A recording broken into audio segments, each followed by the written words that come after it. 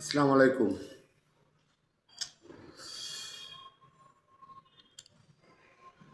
আজকে শুক্রবার, সবাইকে জুম্মা মোবারক। আজকে মনটা অনেক খারাপ। আমাদের খুব কাছের এক ছোট ভাই সিরাজ রনি গতকাল রাতে বাইক অ্যাক্সিডেন্ট দুর্ঘটনায় ইন্তেকাল করেছেন। এই জন্য মনটা অনেক খারাপ। খুব কাছে, খুব কাছেরই ছিল, আর 5 ওয়াক্ত নামাজি ছিল।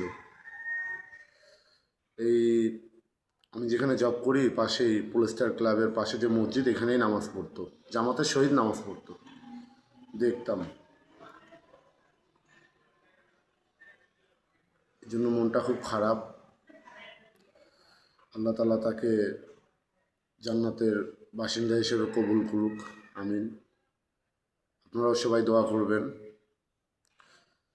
সম্ভবত বাদ জুম্মা জানাজা, তারপর লালবাগ গোরস্থানে তাকে শায়িত করা হবে। যারা শুভাকাঙ্ক্ষী কাছের দূরের, তারা সবাই আসবেন, তার জন্য দোয়া করবেন। সম্ভবত তার একটা ছোট বাচ্চা আছে।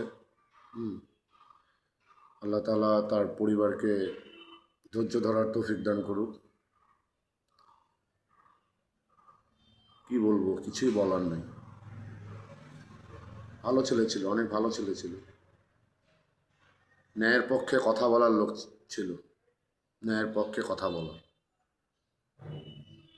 এরকম মানুষ খুব কম আছে। যাই হোক, সব কিছুই আল্লাহ তাআলার বিধান, সব কিছুই আল্লাহ তাআলার ইচ্ছা।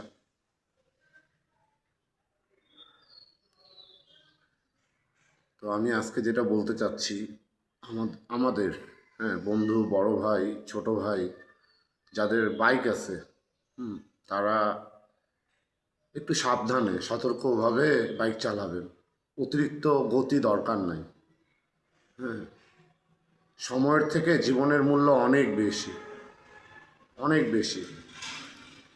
একটা পরিবার থেকে একজন যদি হারিয়ে যায়, তাহলে ওই পরিবারটা অনেক ভেঙে পড়ে।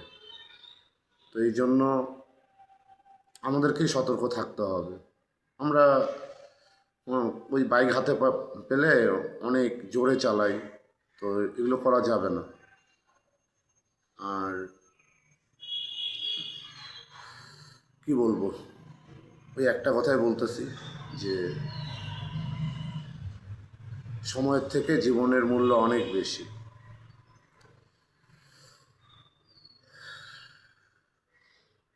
সবাই নিরাপদ থাকবেন, সবাই সেফ থাকবেন। নিজের জীবনটার যত্ন নেবেন। একটাই জীবন, জীবন এত সহজ না। জীবন একটাই, যা কিছুই হোক নিজের নিজেকে নিজেকে নিজেই নিরাপদ রাখবেন। যা কিছু হচ্ছে হোক, নিজেকে নিজেই নিরাপদ রাখবেন। ঠিক আছে, সবাই ভালো থাকবেন। আর ছোট ভাই সিরাজ রনির জন্য সবাই দোয়া করবেন। আসসালামু আলাইকুম।